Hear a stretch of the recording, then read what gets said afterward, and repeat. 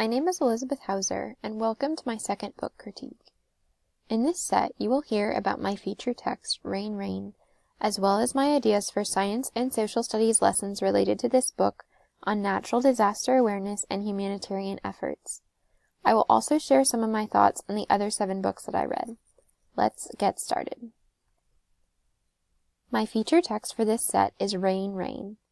Growing up in a single-parent home with autism is not easy, but with the help of her dog named Rain, Rain, Rose Howard is doing all right.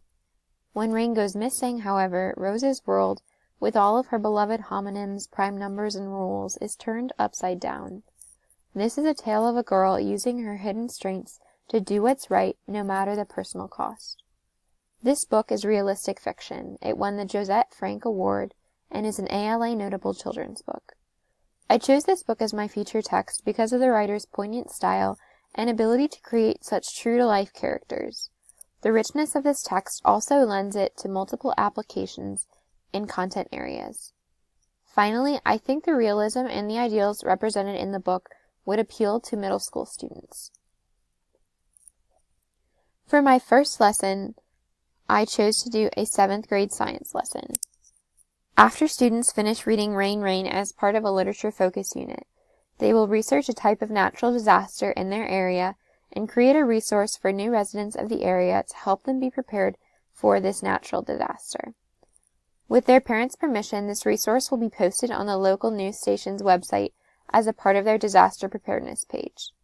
See below for more detailed steps of what this lesson might look like in the classroom. And for this lesson, students will be using Adobe Spark to create their resource, and so I'm going to show you the artifact that I created for that. Here's the web page that I created using Adobe Spark.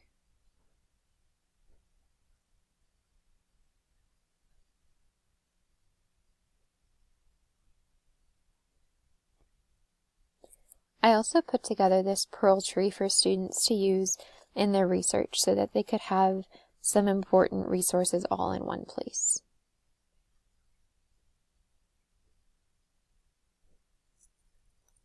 For my second lesson, I focused on 7th grade social studies.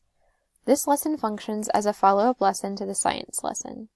In it, students will explore recent natural disasters from a geographic perspective, engage in research on current events and humanitarian efforts, and share their findings on a class Padlet.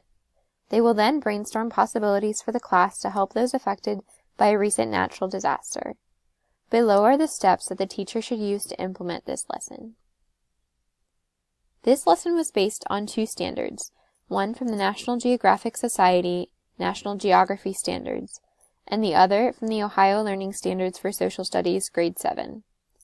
Here is the Padlet that I created for this lesson.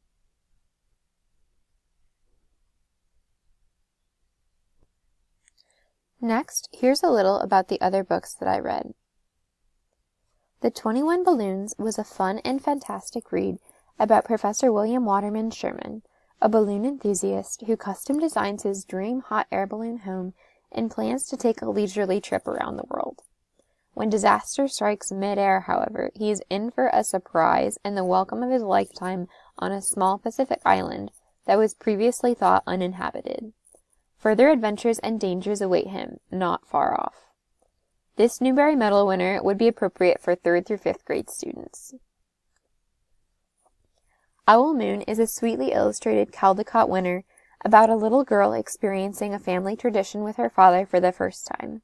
It is appropriate for pre-K through 5th grade. What's a boy to do when his kite gets trapped in a tree? In Stuck, inventive, imaginative, and also improbably strong Floyd decides to throw things at the kite to try to knock it down. This particular tree seems to have been laced with sticky glue, however, for everything that goes up, including the next-door neighbor's house, refuses to come down. How will Floyd ever get his kite back? I found the book Stuck to have the feel of a modern tall tale. I actually enjoyed reading aloud Skippy John Jones so much that I had a story time with my roommate. No wonder this book is an E.B. White Read Aloud Award winner. The fun mix of English and Spanish in the book provides a certain pop to the prose. I highly recommend this for a fun read aloud with pre-K through 2nd grade.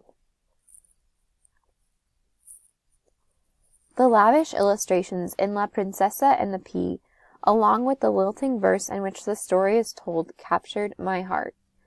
The author chooses just the right Spanish words to include to add charm and spice to the traditional tale, and the unexpected twist at the end genuinely made me laugh out loud. While reading Maniac McGee, I had a complete 180-degree turn in my expectations for the main character.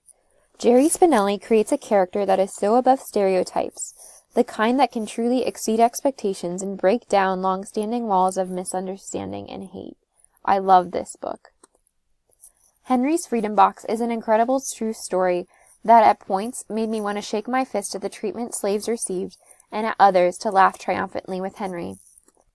Alright, that's it for this book set. Thanks for watching and happy reading.